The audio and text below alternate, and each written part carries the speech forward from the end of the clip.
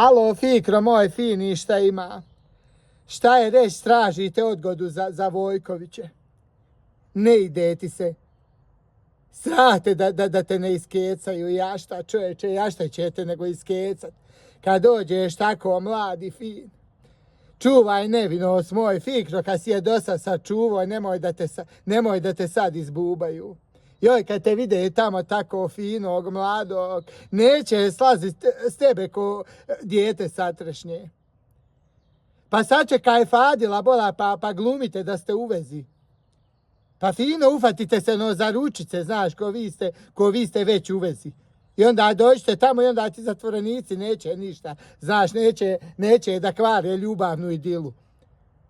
Pa dogovori se s Fadilom, malo ti budi žena, malo on, znaš, nemoj da vas da ti, znaš.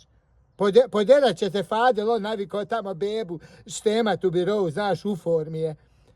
Pa ja nekad ti budi muž, nekad on, zna, malo se mijenjajte, a dobro ti je to i za stolicu, znaš. Pa tamo hrana u zatvoru nije ko na slobodi. I ako budeš samo tu hranu jeo, imat ćeš tvrdu stolicu. Ali ako ti ga Fadil ili ti njemu, onda to, znaš, prolazi bez problema. Ako mi ne vjeruješ, pitaj Dina. Eto.